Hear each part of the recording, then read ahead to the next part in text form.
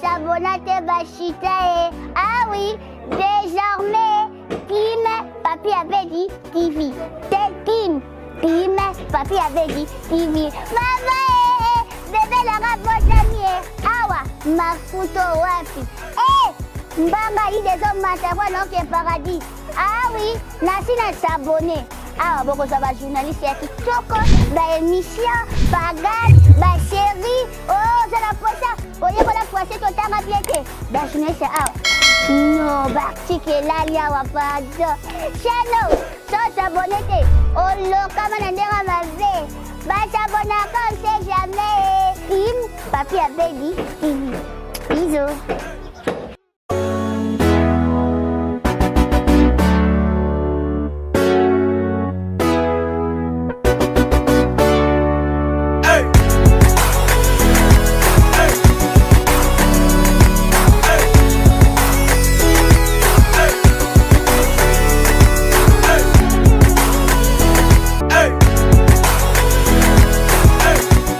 Fidèles internautes, bonjour, bienvenue une fois de plus sur Team Papi Abedi TV, votre chaîne toujours au cœur de l'actualité pour Nako. Tali Sabino Maramboza Kole Kanakati à RDC, Minimini na capitale à Kinshasa, où Apitoza situé. C'est bien moi, votre humble présentatrice, Baby Chambé, le queen de la presse congolaise. Sur ces plateaux d'analyse, je ne suis pas seule, je suis avec Zarko. Zarko, c'est fou, c'est ça les noms, oui. Ok, avec lui, on va essayer d'analyser, en parler sur tout ce qui se passe actuellement. Na mboka na biso, il y a eu beaucoup de sujets en actualité. Bakendaki na oye cours à lobby boye. Lelo avec lui nde tokoyeba qu'est-ce qui se passe. Toroyoka point de vue naïe, hein, je signale que c'est un analyste politique, c'est ça. Hein? Ok, directement, avant de commencer, je voudrais quand même remercier ceux qui nous soutiennent. Je dirais merci à mon Dieu, le Créateur. Toujours souffle de vie. Et je salue mon boss, Papi Abedi, hein, le maître 3 fois champion d'Europe depuis Suède. Je salue tout le monde, ma famille à Mbélé, mes amis à partir de Londres, je reste Candolo. Et puis Missamou, France, Karine Moulanga Dianga dans la beauté de la France depuis Paris. Je salue tout le monde, toute l'équipe déjà. Merci beaucoup pour notre soutien à Bino. Directement au Kotana Motu Alikambuna Bisso. Je te salue Zarko, bonjour. Bonjour maman journaliste. Ok, bon Nzoto. Oui, Nzoto Nakondi pendant le confinement à Bozoba où ils allaient connaître en Akati Yambo qu'on a biso au Congo. Mais quand même Dieu fait grâce que oh, confinement et bouzo banandeni. Bon, yo limito bandara amba moko attaqué bango siko. Autant de ba confinement et bozoba. Na Congo, moi j'ai toujours dit que l'affaire de Covid-19, je n'accepte pas ça. OK, et ça qui peut déjà questionner ngena tunayo, analyse nayo par rapport à confinement par rapport à coronavirus ça et ça lit bien parce que yo moko ko ebi ko soulever yango déjà au lobby que eza buzoba je ne sais pas pourquoi ben yango buzoba yango des conditions to nini ça peut être changement de saison te to eza banzala to yoza ko mona mona. Oui, merci. Na resepela na ba internet nyonso bolandanga bo fungola vraiment matoyi parce que tout ça, l'analyse est très capitale au peuple congolais, et le monde entier, pour comprendre la réalité à Makambozo de Kao. Je me rappelle encore, j'ai fait une émission, si je ne me trompe pas, les 10 ou les 11 dans la chaîne YouTube quelque part. Quand on va annoncer coronavirus dans la ville provinciale de Kinshasa. Dans la deuxième personne en télémélango. Tango maman Bazaï, le bel qui m'a affaire à l'Okotro. On va peine à finir, moi pour vous démontrer que le coronavirus. Non, rapidement pour l'internet comprendre. Le cotro, c'est quoi le cotro? On ne sait pas. Ouais, ça fait un bon. Le cotro, les aliments, la biso bakino, le cotro. Donc, coronavirus, en fait, pour moi, ça n'a pas à faire à le cotro. C'est un employé terme morobo et pour bakino, on va comprendre vraiment la facilité. Et n'a eu raison que le coronavirus n'a pas à biso exact. Exact pourquoi? La Chine et la RDC. Tout ça, partenaire économique. Il faut te dire. Na bandeli mon réflexion, la premier cas liboso et yaka la Chine, na mboka ouan, automatiquement, partenaire nion sur la Chine fait le kanga ba frontière. Mais RDC, tout tikaka ba frontière na biso pour aller, to zeli affaire il y a le côté wana ekota le quoi les occidentaux aiment l'Afrique sans les Africains, surtout les Congolais. Et tous là qui tous là moi monter mon ekota le gouvernement yango na présidence yango ça na mpeka ya le côté il y a ba frappé il y a ba imiyibi maman lobina lobate est-ce que coronavirus c'est ça kaka affaire pour les RDC mais maman tikanga ina lobana talisa bana mboka baye ba bosolo ya makambo ndenge ezaleli donc na ekolo bakena corona oui corona existe au monde mais pas chez nous en RDC. Chez nous en RDC il y a affaire il y a le côté net zoloba na pesi un exemple moko fitiki oyo bakangaki sobo oyebe sukomona komona fitiki autaki Toulouse. Le ministre de la santé était Nilongondo, un amateur politique. On a bengaka. Azali koyo ki sa soni ya ba Congolais. Azu micro à Lobina Top Congo. À Lobike un Belge est venu avec le coronavirus na aéroport Yanjil. Ah oui, 2 heures après a changé et comme non, c'est un Congolais qui vit en France, en Toulouse. Alors que Fitiki wana akendaki na Bandal, atali bibota na ye, akei na Belle Vie Hôtel, alali batunye so bazalaki wana. Et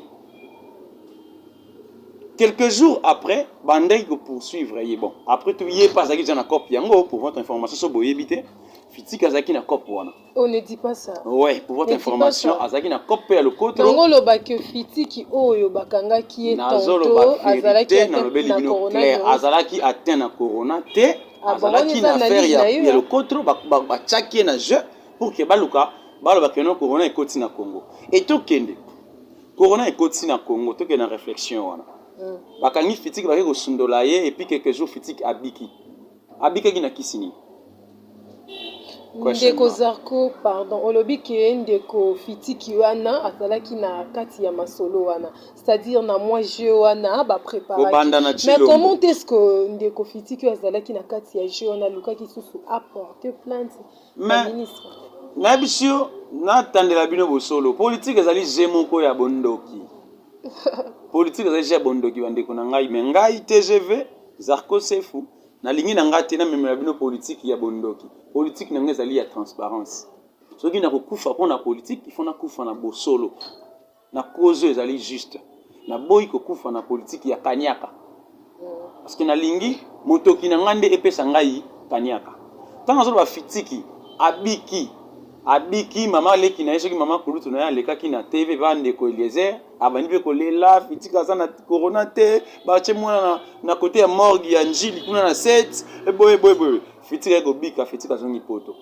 Pouvez-vous imaginer bandeko munta longwe mboka Toulouse amati avion na Charles de Gaulle ba cheke epe aza na corona ba tiki epe aye na Congo akomi na Congo na njili pe aleki ba comme na hôtel avant na ba famille aleboye ko kangaye tout ça bana mikete après tout et continuité to yika kana fitiki wana ninga continuer fitiki dossier et là et yeba na te place fitiki akenda azonga Toulouse azonga te to yeba te mwana mobale ote ko kufa médecin oya dikabi ya Akasia ministre économie Akasia mwana mobale wana je lui connais. Ah bon? Aza médecin na boy ko ba bloro mususu à côté concert à Fali na Bercy aye Kinshasa le 20 à côté concert le 28 février aye Kinshasa avant le 10 mars et yé ko sala que a commis na hôpital na Kalamu et ina hôpital ina s'espace sala a yambani na bandeko na ba collègue mais pour moi c'est na botaki na poto na Bordeaux na mboka Bordeaux tango yambani na bandeko wana et subitement mwana batu ba laisser corona poison. Allez, parce que c'est que nous avons fini la COVID-19.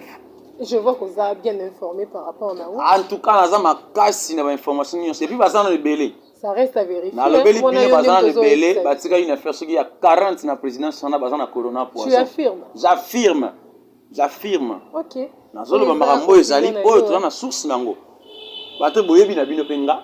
Na tika na ngape kondi machilo mbote, na kotika pe kondi ma gouvernement ote. Donc je fais des analyses claires. Nous avons tenté de critiquer Bango, na bozo bato na pesa eloko moko ezala bénéfique pour na mboka na ba médiocre oyo nyonso Ndeko Zarko bozwi na continuer maman bozwi muyembe un aventurier mususu nazoloba ye wana muyembe c'est un comédien et j'affirme aujourd'hui que aza parmi bato oyo balukaka kisi ya ebola te bolimbisa ngai vraiment parce que biso ozalaki bana mike teyebaka baparent na ndako bayesaka biso nini. Moi quand j'étudiais natikala ozwa 5 te 6 te nazwaka ba 10 j'étais super. Mais je vous rappelle bapapa nyonso ntango balobaka bongo nzoka nifo bovérifiaka eza lokuta exemple moko bokoseka moke mwana moko azwi papier na ye ya examen ya intero aotanga papa ya botela tala boye 2/20 papa bandi kobeta mwana. Moi j'étais très intelligent nande koza ba 20 boya koza ba boy alobi sengeli aloba papa ye ko rendre compte que papier au mwana asimbi eza ya 1969 kombo ya nani kombo na ye moko papa moi ça beta mwana exact botala niveau à lokuta ndenge mo pe na yo kokeni besa ce que non oh tu sais que le père azaka docteur en droit tu sais que le père lokuta ya lokuta lokola ba message ko posta na biso yo mo maloba moke to kenina na makamba ba papa Etienne te woni ezala ordre de bas tongi tozwa deuxième sujet nangina tuna yo motuna pona yo baza ko déconfiner biso bientôt hein bientôt analyse na yo confinement to lekengo ndenge nini kala mingi te toti komona gouverneur de la ville Gentini Ngobila so toki koloba mwa moke pona wana oti kokanga marché central akisi susu na kalu fungola na ebité déconfinement to soit confinement ngo pona yo étant que peuple congolais tozo vivre ngo ndenge nini et déjà to komi déjà en phase ya déconfinement pona yo ezalaki malamu to ezalaki ndenge molimo ya 800 personnes aboma na yumbi yango ezolanda ye na nsima milimo ya bato ya boma na yumbi wana ezolanda ye na nsima un amateur mususu ye wana au sommet de la ville Gentini Ngobila mbaka aboma 800 personnes na yumbi aza na dossier. Ah bon? Le temps tozolo bato nyonso il faut bakangama na mboka oyo ba Gentini Ngobila wana baza na kati un aventurier de gouverneur tout de gozate na mboka oyo confinement et ça ne m'a pas pour nani confinement et ça ne m'a pas pour nani na mboka oyo pour corona za quitté ba annoncer confinement le ko la samedi vendredi population etondi na kati ya wenze ya Matete Gambela marché de la liberté Pascal Kolobate wana corona za quitté pour ceux qui corona za na mboka oyo il fallait ba chiffre et ça nini et mata période d'incubation ils allaient combien 14 jours donc 2 semaines vous comptez depuis vendredi wana si les 2 semaines on va rater et les cas statistique mata raté mais statistique mata statistique zo mata o bazali ko somba bibembe o nandeni bazali ko somba bibembe na $6,000 ah bon ouais c'est une autre information que tu mais nazo pesa bino ba information zo bino vérité peuple comme ba internet bo landa ngai bo binga na kombo ya TGV les voyants beli makambo ezali clair bande ko na biso ya migi ko bana na moyembe bozo mona etel longondo azoloba eteni fo suka lokola oli lunganda suki na makala eteni na lobeli yo fo bakanga yo fo bakanga bino parce que besoin de la population confiner même ça bozo ba etre ko sala matin na comment tu confiner matin donc tu souffres parce que tu souffres non c'est pas au contraire que pour votre information Gentini a été qui marché central ah bon Kimbuta a été ka marché bon côté c'est trop dire mais à Louis Saka na Koloba ba Nigérien pour 10 millions de dollars. Gentini a eu vertige avec le coup de dette Kimbuta atikaki na ba nyongo na nyonso yango ba loki ba donner ba ça ba confinement confinement ba tia tanga bani progressivement Kinshasa moneke et simba te soulèvement populaire ezali malgré bo tufaki élément mais na yebi sibino soulèvement populaire na mboko yo ezali beaucoup kima bambango bino bangobila et ko sala ke basali bakino ba préparer soulèvement na ko pesa information na suka maman OK et ko kende ke basali confinement juste ya Gombe qu'on se le dise Gombe a combien de pourcentage d'habitants à Kinshasa sur 100% Gombe a pas plus de 30%, pas plus de 25, même un quart y a habitants avant dans Gombe. Vous imaginez Gombe zali ville commune oyo zali à faire.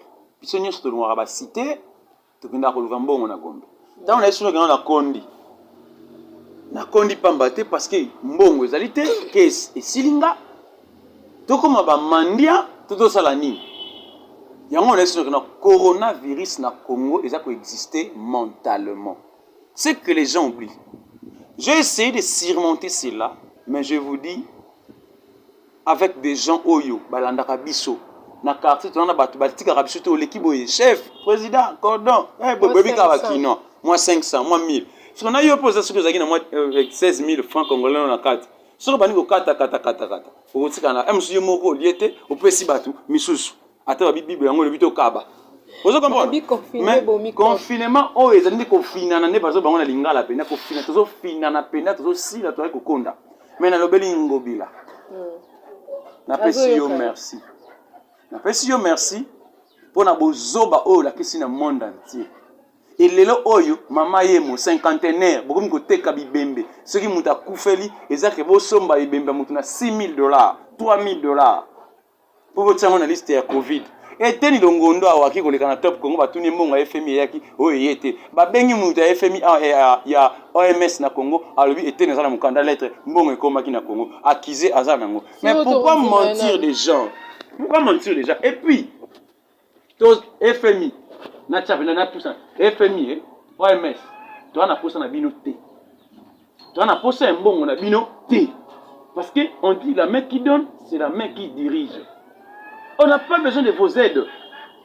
Tu as pour ça na ngote biso awa. Tu mets ça na Congo bololo na biso, tu mets ça na Kinini na biso, biloko na biso nyonso yango zo bikisa biso awa. Pourquoi ba kana corona na même na Afrique centrale izate. Un exemple bête maman. Ko boya ba offre ya ba OMS te. Na lobby boye. OMS bazana balingaka ba africain te. Balingaka ba africain te. Na lobeli yo vérité.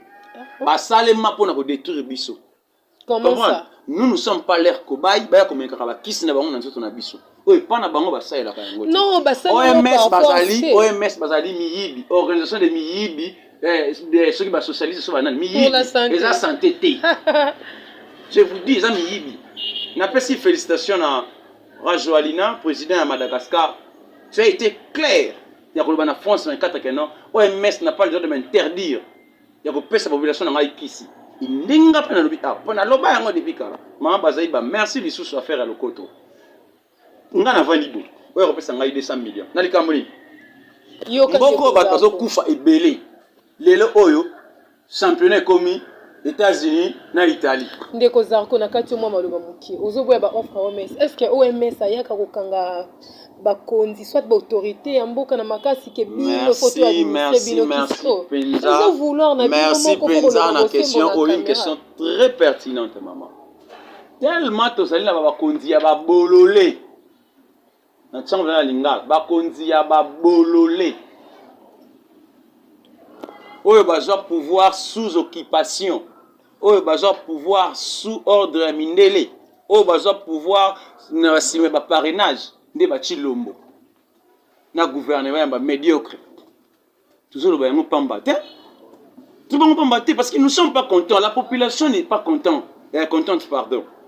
Tout ça makamuna na sentiment te tout ndi mabiloko eza bisoté si le monde ne peut pas blaguer avec 80 millions de Congolais tongo bilato etendo longondo to koboy fatigué botela biso ya tato nani oyo ilunkamba bako saka na biso to Joseph Kabila Kanambe na benga kutu Kabila Kanambe comment on est Kanambe na dit qu'on a linga ressentir yete vous trouvez c'est normal c'est vraiment normal je vous dis OMS va imposer bango parce que Chilombo un patin ça monte yo ba dirigeaka ndenge moko na gouvernement ba babiol bindimandima ba oui le coup la COP ça dit que non mais bololo qui Sarkozy non tout ça bazo baté père son âme pepe calé notre cause est juste tokolonga baiser de Judas obo pesi biso et fongoli biso miso tina génération future c'est ça tout si baiser déjà trop non maman oui bon toujours ba que non FDLR na libération FDLR na kibondoki ah bon ba FDLR na kibondoki et libération même boka oyo et libérera jamais mboka oyo oyo mais cause AFDL a libéré biso, c'est-à-dire qu'on n'a jamais eu l'indépendance au Congo. On n'a pas eu encore l'indépendance. Bon, je regrette le fait Maréchal Mobutu. Tu regrettes les faits Maréchal Mobutu? Oui, je regrette parce que un dictateur tout fait dans Mboka. Pour ton information, oui, je te les Africains, il faut la dictature. La démocratie n'est pas bonne pour les Africains. Là, je vous dis vrai. À cause de la démocratie, voilà ce qui est arrivé. Une histoire un peu. Vous savez pourquoi? Ceux qui osent pour la dictature, Nzima Pendeko Joseph Kabila, parce que n'importe en tout cas, il me paraît que Nandi Makanambe, parce qu'il a tué les Congolais na Bozoba, na Nenge Amabe avec les Congolais. Vrai ou faux? Kabila pas nanga Zaki dictateur. Il était qui? Azalaki na ye, le go comment dirais-je? Patenga le la chilo mobile dirigeant pas minere ba Rwanda tout comme ça. Ngana ko Kabila dictateur. Kabila l'accent ngona kasa ba Kabila tanga pas za dictateur. Oh pour nos dictateurs faut zana mona. Non. Alors pour nandi maïté, soka za Congo na ko bagana ko oui Kabila azaki dictateur parce qu'aza congolais. Non, cause la dictateur et ça seulement quand il faut. Non, ngana ko ndima Kabila te. Kabila a pendant 18 ans de pouvoir, il y a PPRD, FCC, le AMP comme FCC. Je ne peux pas qu'on dise Mabango. Dans ce pays, on n'a pas encore eu un dictateur à part Mobutu. Ok. Oyebi, je donne raison à Mobutu. Après moi, c'est les déliges. Oyoka histoire bien. Bakena Utenika. Boluka Barchive, Nelson Mandela et Mobutu. Mobutu a demandé à Nelson Mandela. La personne que vous avez choisie pour me remplacer, c'est ce type. Tibaronani. Diable. Kabila Mouzé. Le père, hein? Le père. Kabila Mouzé. Bon, si vous avez Kabila, ils allaient Kanambe. En tout cas, vous l'avez dit. Kanambe, n'a pas comment Kanambe. Oh. Ouais. Baye ko baby sa morale. Il y a Zaïrois. Excuse, Zaïrois à l'époque. Pour va détruire Bissau. Mobutu avait fait une chose, il y a très capitale, unité nationale. Moulou baye banakate, Moulou baye banakate, banakate, tu rappelles ce banani? Zaïrois, citoyens et citoyennes. Mais Mundela comprend que non, Moutou sont attirés à lire eux. Ngai na sur la place, hein. Il faut la détruire. Allez, ben comme c'est un élément et tiens du secret du Amoudou. Baboté le IDPS pour pas déstabiliser la psychologie du peuple zaïrois contre Mobutu. Boté la discours à Mobutu, comprenez mon émotion. Il a pleuré parce qu'il a libéralisé le multipartisme, démocratie et kota na mboka. Mais quand la démocratie est kotama, allez, bon, on finga Mobutu, bon, on Mobutu boy, jusqu'à ce que comment reconnaissez que non, les lions n'a plus, les léopards n'a plus les dents. Yango mona Mobutu comme ça na makamuna nko ko beta ko boma ba marche ya ba chrétien ça na makana le 16 février 1992 Mobutu bomaka pour nini a comprendre que mondele ayi ko détruire mboka na ngai. Il n'a pas akufa paix à son âme. Ce que vous avez na vie papa, nous zonga mukunzi. Bomela sous Kabila wana musée bien. Na continuer. Pourquoi Nabi Congo sengi un dictateur? To Afrique. Nabi na ndenge ya mabe. Un dictateur oh azali un peu large. Tu vois parce que le monde évolue. Ce que lobi A et le faut ça les ma A. Mais Congolais sur le bélier A, à ça la A T. Nous on vient pas faire des analyses dans la politique pour l'enterrer quelconque. Non. Moi, je fais la politique pour enterrer un peuple congolais et ça la bien lobby. Je dois gagner l'argent au Isaya Mutopinanga. Je fais cette mission avec toi et ça pour que les Congolais affondent la mission. Parce que bazali ko sakanana biso. Donc, pour ne pas aller trop loin dans le sujet, confinement au Isaki avantage na bisoté. Ils ont des avantages pour la biso. L'affaire de la Covid-19, c'était pour nous infiltrer. Nous avons un confinement dans Mboka. Na Katanganyika kuna Zambie bazo beta biso. Les Zambie comment vous déclarer moba comme il y a Zambie. Ah bon? Vous avez une imagination. Kanambe azwale kina ezoé. Ce n'est plus loin de Rwanda plutôt ils ont ça la biso. Maman na zo fungola. Congolais na fungola bino miso. Oui. Moi Kanambe azwi Zoé Kanambe Achena Tanganyika comme gouverneur. Ils ont qui pour ba la occupation ndenge ba tuti basala na kati ya est na biso kuna. Nord Kivu, na Sud Kivu. Donc, Banyarwanda, Bakota. Et ce qui se passe là-bas, je vous informe que non, ce n'est pas les Zambiens. Ce n'est pas les Zambiens, c'est les Banyarwanda, le Tutsi. Nde bazana simakuna bazoka occupation ya Lubumbashi, occupation ya Tanganyika. Ba komisa ngo zone rouge lokola ba minéré ezana est kuna ba envahir pe Lubumbashi, po ezana ba minéré ezana richesse ebele. Bakanga, il y a déjà rien lokola kopa balkanisation et simbité, mais bazala sous contrôle. Bomo na tribu moko ebima kuna basenga pe mabele lokola Banyarwanda basengaka territoire ya Mulenge. Po bino benga bomba mubandi banya Mulenge baza Banyarwanda. Mulenge zali site où yambaka ba réfugiés rwandais ou ba Banyarwanda. Donc pour vous dire que confinement ils allaient une situation totale. Autrefois le président disait que baza ba congolais. Président là. Félix Tshisekedi dit ça. Ah, président Labino. Il y a ba congolais. Té.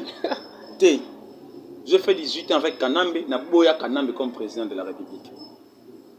Et donc pour cas, toi, tu vis son président au Congo. Je vous dis, si on me pose la question, le président, et il s'appelle qui? Je vais dire que non, c'est Martin Fayoulou m'a dit parce que souveraineté à peuple, les pas n'est que Martin Fayoulou.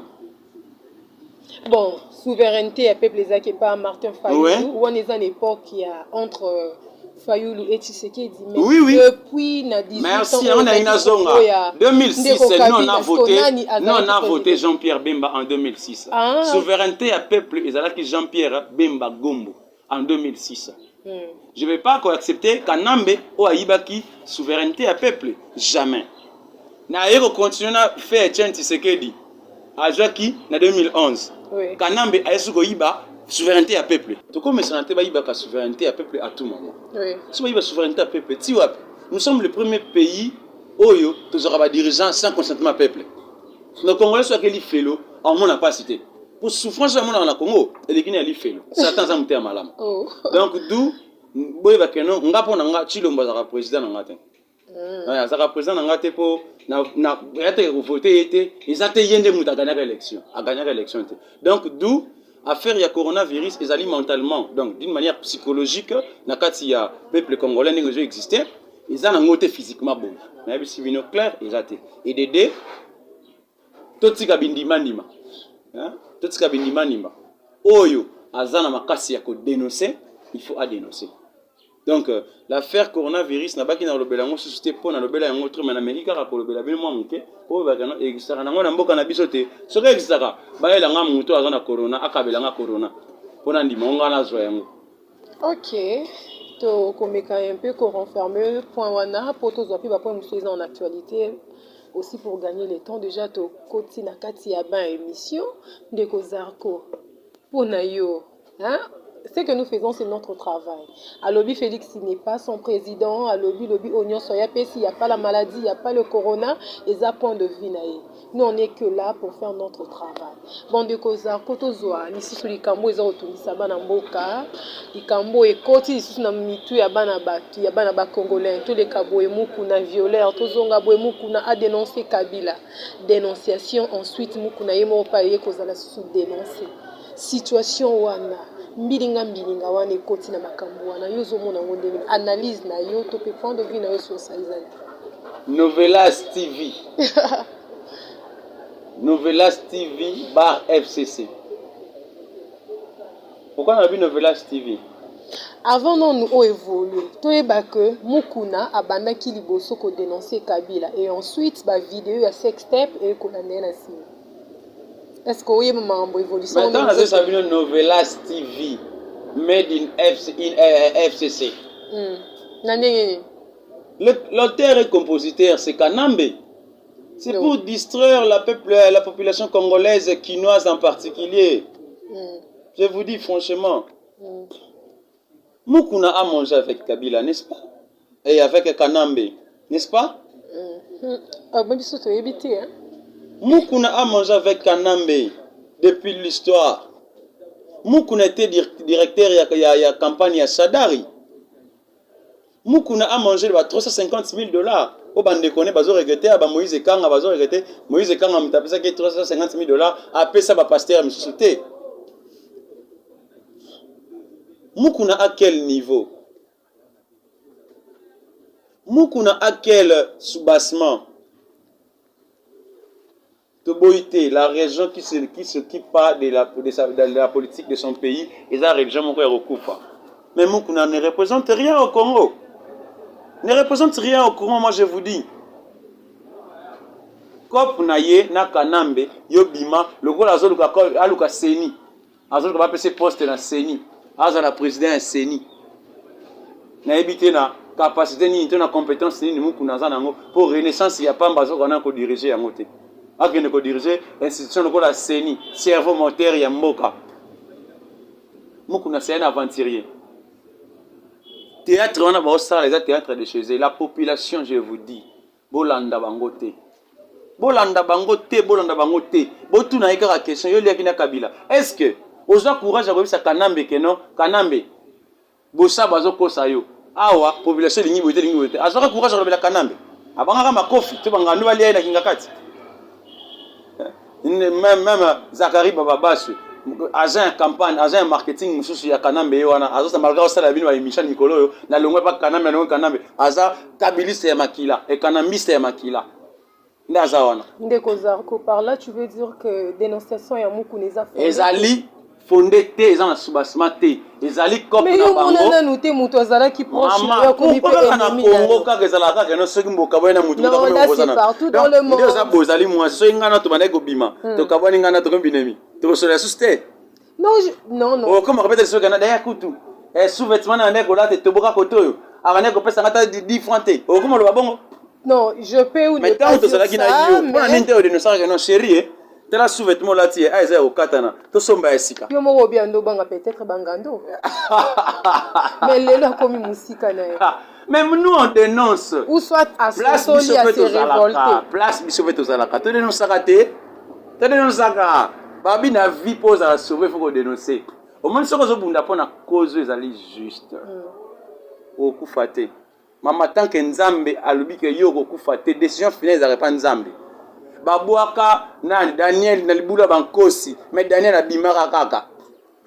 babwaka nani oyo c'est la maman olobi a que Mukuna za mutu Kabila et tout est-ce que au type ko signaler biso le moko disant que ba vidéo sextape one est un montage ko uta des montage te ngala beza montage te eza maloba ngala lobi ezali montage te vidéo wana ezali Mukuna azocha soyi ezali Mukuna vidéo wana ezali Mukuna ah bon eza Mukuna montage vidéo na domaine informatique babenga ngo deepfake deepfake eza wana te comprendre ezala montage te boye ba non c'est le théâtre de maboke de chez Z ya FCC pour balakisa bino que non bola eza lokola na bombi wana parenthèse ba baza na posa nango bo contacter nga Unibox en privé bo komenga na oyesa bino lo moko très capital donc l'affaire de Mukuna Kabila sima nango moi si wana Chibola soki mami Chibola mama yoka pata soni te yoka pata soni bino basi penza boyoka soni basi bandeko na biso soni hein ba mama ya kala bazaka ya valeur oya bino lelo video komi nango kaka lokola cop côté zaka Eliane akoma ko régler 4 fois na semaine alobi on pe na TV ba parana pe na sima tala bosoni pe bonyama e kolongwa Eliane yo koma o soki moi soki ya Kadima Serge yo moi ça pasteur soki Solange soki nani allez le comme susu na mami Chibola et le ngana ba ko pa matubona atu hein eza ka basi et puis ce rotali bande ko misanga na zate pona tribalisme na za tribaliste te mazolo pendant 2 ans oh ezaka école moko ne ba sa tribu moko ne ba sa succès baluba ite voya suka baluba batumboki basali na site comme na mutakala.com donc ah bon est-ce que site on est ba na lobby na biso mama moni kinwa bi ko inventer eloko mama eza sonité eza soni bande kona biso zaka rabino kalambai bakenda Mukuna mbiye gouvernement nani oyo oyo député Kasongo kaka bino hein bososola pete bandeko na ngai. L'affaire à Mukuna, je n'aimerais pas trop commenter de cela parce que le peuple congolais, ils ont dit théâtre et à Kanambe, ils ont dit que mon accord était la même chose. Mais à la Samba, Kuna,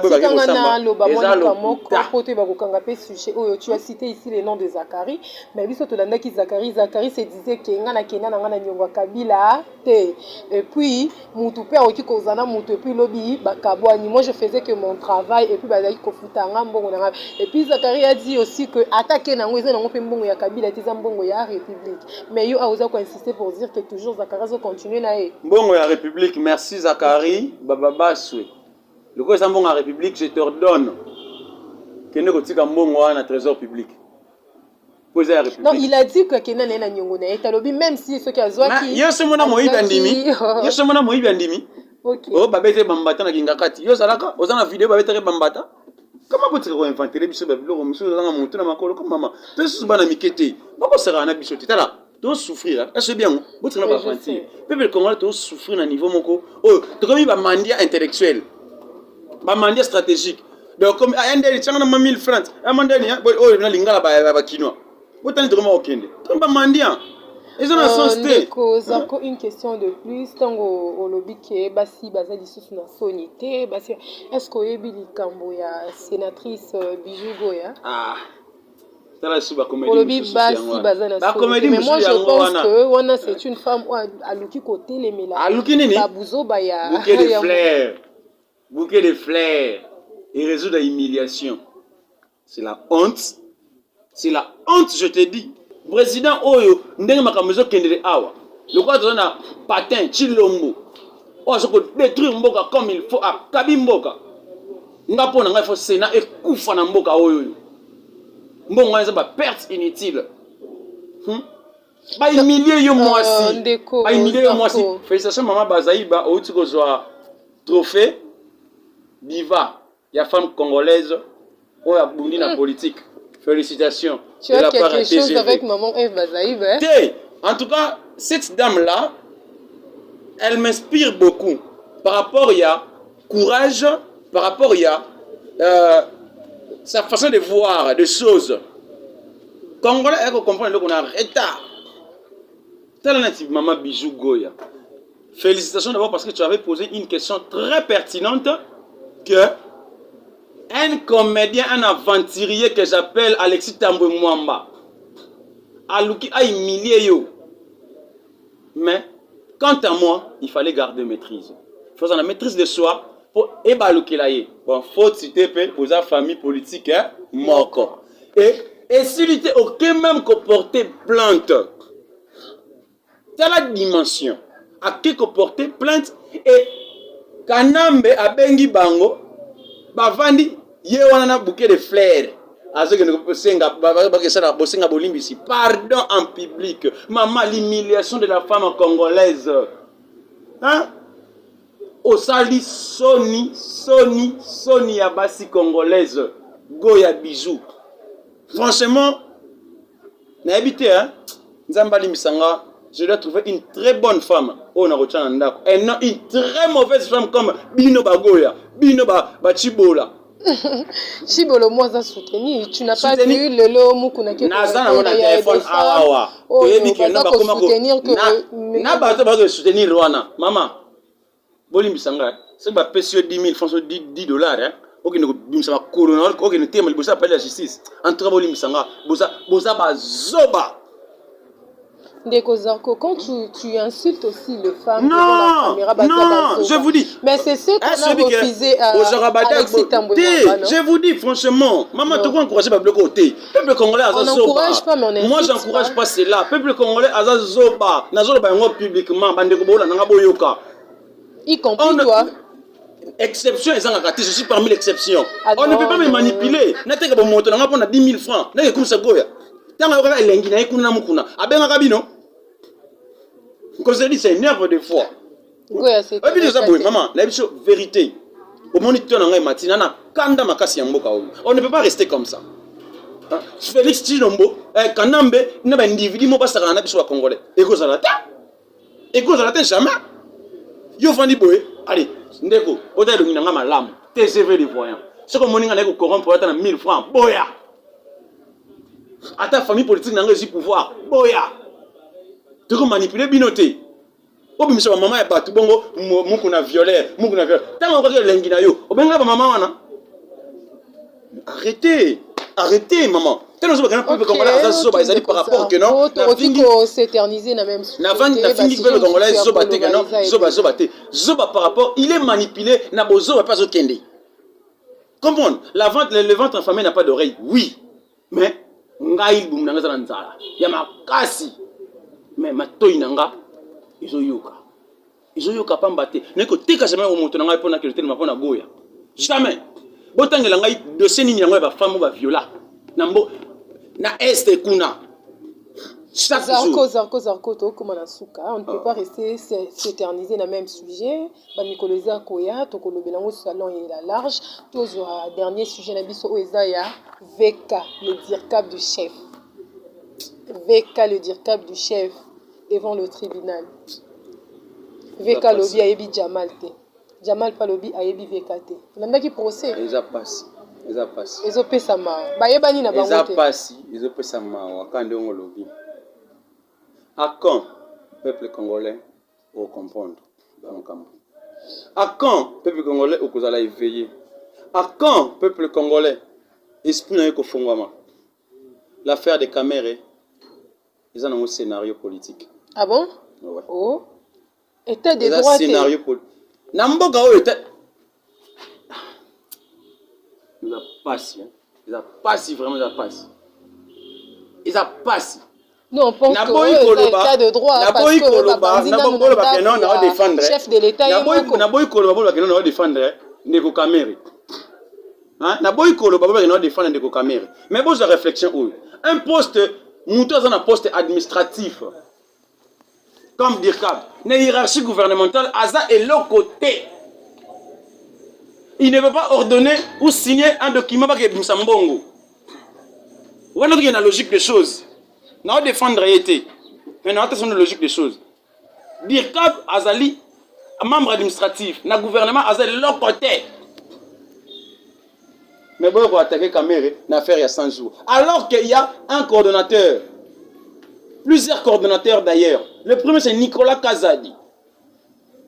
La personne aussi a bien dit que était 9 superviseurs. C'était d'ailleurs le projet du chef de l'État lui-même. Superviseur et coordonnateur, c'est deux personnes différentes. Okay, oui, je vois. Superviseur, c'est un oyo. Atali. Ah, vous savez bien, à Jusini, rapport. À quoi ça me compte. Mais coordonnateur, c'est un ambongo. Alors qu'il y a un partenaire, une entreprise, c'est Nicolas Kazadi. Mais, vous avez donné cash, donné à Kanambe. Vous avez cash, caméra comme opposant à Chilombo, elle va préparer coup à 2023. Vous comprenez? Donc, l'affaire de Kamere est une pièce théâtrale mal conçue parce que le peuple congolais déjà comprend les bangos. Aïba Jamal, on s'en fout. Mais il doit quand même payer. Maman, a payé T. Chilombo. Nous avons ressemblé à maman au Canada à 2 milliards de dollars. Ça, 65 000. Un salaire à combien, n'est-ce pas? S'il y a 3 mois, il y a un salaire à 2 milliards. Comment? Maman, tu vas mentir quoi? Azon Sambo, on a trésor public, on a 65 000 dollars. Azon à combien? Azon pourquoi tu m'as tout été tellement boué, à l'inco que sur la bille côté. D'ailleurs, côté sur la mbon, les gars, il y a un ani, accueilli. Sur la mbon, il y a fumé que les côtés, accueilli. Quand c'est le 10, maman, toi, banane, qui était, toi, bazobaté. Peuple congolais, Azalelo est veillé. Nanzolo baboye, en tout cas, il meurt au bon moment dans le bas, ils ont rappelé un gâté. Mais on en a marre. On en a marre avec des pièces théâtrales au Chilombo Sala, au Kanamba Sala, dans la caméra. Donc l'affaire des caméras est une mascara politique. Donc c'est un montage. Montage, novelas. Novelas. Bacter, Jamal. Na VK. Bacter principal. Bacter principal Bangona. Et c'est sérieux ce que je vous dis. Oui.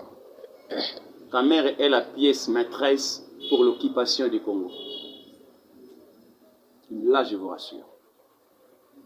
Bateau, besoin de des ordres dans la carte est, na Bukavu, Goma, ils ont Congolais. Ce sont les Bania Rwanda. Les Bania Rwanda, ne ba osala ba biloko wana, ba loka bitumba, ba boma et tout qu'on sort pour ba kumisa caméra, ba na posa la caméra. Or que c'est faux. Ce n'est pas nous les Congolais. Congolais fongola misu, cible la bisu ezali moulou baté, ezali kike société. Les linges sales se lavent en famille. Mais notre cible ezali ba Rwandais. Ba to bazali ko kibe bisu. Nous devons les chasser dehors, les foutre dehors. Ceux qui doivent ici au Bengana Bango, nde to yesiko entre nous bana ndaku, to yebisi ah maman belbiche au sala qui mabe ah ouais et tout muna yo yango. Ah ouais to bonisi. Ndeko to komi déjà na suka émission na biso na ngina zo moi question par rapport au lobby ba rwandais bazaba pourquoi faire de rwandais notre cible? Est-ce que tu penses que c'est bien de le faire, c'est vraiment raisonné to komi ça ba rwandais cible na biso? Boko excusenga pourquoi na lobby ba rwandais cible à Congo. Au premier, au sommet, c'est les Blancs, les Occidentaux. Si le Congo souffre aujourd'hui, c'est les Occidentaux. Là, je suis clair, je vous dis. En complicité, en complicité, d'abord, avant de Konzamboka, bazana ba collaborateurs na bango bazali ba voisins na biso, Rwanda, Burundi, Uganda. Yango bozo ba rentrer ba cible na ba Rwandais. Vous comprenez? Chilombo aki kofuka mela batombe na kati ya Rwanda. Ah bon? Mais baboma batu na IDPS asa ranade ba famille en visite. Qui était derrière tout ça? Régime à Kanambe. Vous comprenez? Yango bozo na kanto ba keno. Ça fait du mal, vraiment ça fait du mal. Marambo tolba oh, il y a des blagues, des bons sentiments. Na regretté tout. Boli misanga pena na regretté ma kasi. Non. Et Michel a terme que mais si Jacques Amère na neza ba biloko nzala ya lokuta. Mais peuple congolais fongola misu bientôt soulèvement populaire. Moi je le dis tant que TGV soulèvement jeune na mboka oyo. Chilombo et Kanambe na bande la nyonso bozali banda Congo. Je vous dis sérieusement. Ça. Ok, Ndeko TGV, Zarko, TGV les voyants, comme tu le dis toi-même, Toko Minasuka, moi Malobanao Yasuka, avant Toka Boana, directement, tu dois quand même profiter de saluer, Baonios Bazako Landa du Bande Mokili, et puis Nakati RDC Congo. TGV les voyants à l'Ingarabino Mingi. Maintenant, c'est ni peuple congolais. Peuple congolais, osa peuple Oyakola, tout ça peuple Oyakolamuka. Le col des peuples Oyakolamuka, tout ce qui a causé la distrait. Na moyibi lokola Chilombo, na moyibi lokola Kanambe, na moyibi lokola Ngobila, na moyibi lokola Ilunkamba, na moyibi ya FCC Mobimba. Tout ça vous allez manipuler pour na bango parce que avenir est abisso, surtout jeunesse. Avenir est abisso. Et na sengi na jeunesse nyonso. Il est temps totalement to comme un seul homme. Tout ça va parler en anglais, one team, one spirit. Une équipe, un esprit. Tous à la bonne pour que tout élément te sauve mboka na biso. Ce qui doit tika lire ah bandeko. Vous comptez pour na leaderté hein. Nazo la bino vérité. Ba leader ba pena ba famille na bango, ba pena mbongo na bango. Ba zabe capable ba kena ngapena kina ngofanda de kola congolais nyonso na poto. Yo nanga ndeto telema pour que te foudrer Chilombo o ya teki Congo, Kanambe o ya bomi Congo pendant 18 ans. To benga na bango libanda et ceux qui sont les locaux, toujours conscience de la vie sur la main, beaucoup de monde a donné et vous allez bien. L'affaire de Mukuna, Tambo Mamba et tout qu'on sort, Bolanda et Ngote, mais ça dit théâtre politique. Pourquoi comme une souka, bazo du Kanzela et Robimela. Nzela est athée. N'a que j'ai confiance dans Kinois et Kinoise, j'ai confiance dans le peuple congolais, Ingeta. Et maman Tina, maman Lisa, Bande Konanga Nyonso, la diaspora, TGV les voyants au international. Papa Ernest, Banetike, Maman Kingakati Ezika, vidéo yangoyo, lien yangoyo, bozo yango, bo partager pour que le peuple congolais ait un message. TGV a zongi en ligne comme il faut. Merci beaucoup. Merci Nayo Maman. Notre chef, il y a Sen. Papi Abedi. nayoka kiyo na pesi yo mbote place ozali na mboka Suède et na c'est pas une initiative oyo ezali pour éveiller peuple congolais to éduquer peuple congolais mais ba émission nyonso kosalema awa je suis vraiment partant ya koya sans que attends venga na minute na koya donc merci beaucoup à toi maman Belbis caméraman abiso Clovis na pesi bana MLC nyonso mbote Ligue des jeunes MLC Avenir Bemba 100% et Nayemoko Bayimoto na pesi yo mbote place ozali René Bongenga le bembiste mbote na bino mais na yebisi bino d'abord ba na famille politique na nga yango na cachette famille politique na nga MLC 2023 le MLC au pouvoir. L'MSC au pouvoir 2023 ou un autre débat. Ok, merci beaucoup d'être passé, merci vraiment beaucoup TGV ndenge beki ko nzima kosola na biso pour que bana Congo bana o bazali banda ya mboka bayeba kozwa moi éclaircissement hein les appels tous rappeler qu'ils a point de vue na yo. Fidèles internautes, chers internautes, hein, merci toujours de la confiance au bozali ko placer qu'on place na biso banani. Nous sommes Team Papi Abedi TV. On est là pour vous informer actualité, les questions de l'ère réseau les Kanamboka. On est là pour servir, pour informer bino à la loupe. La réalité où ça s'est passé dans l'intérieur d'essai. C'était moi, votre humble présentatrice et votre servante, Belbi Chambé, le point de la presse congolaise.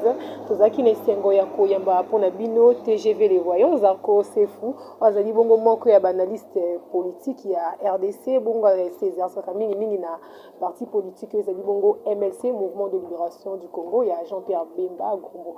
Avant de me séparer avec vous, je salue sincèrement ma maman chérie, Pauline Bobo Kambe, les femmes légitimes de mon père qui fait déjà son anniversaire demain, joyeux anniversaire d'avance, toute la famille Ambélé, toute l'équipe rédactionnelle technique de la team Papi Abedi, mon boss le numéro 1 de la chaîne Papi Abedi depuis Suède, Batunion Sor, et puis Missamou Karim Diangana depuis Paris, Jires Kandolo depuis Londres, Junior Balek depuis les États-Unis, à mon père, sur mon ami, l'intelligence et la sagesse d'Elfin Yenda. Je vous dis ciao, à la prochaine.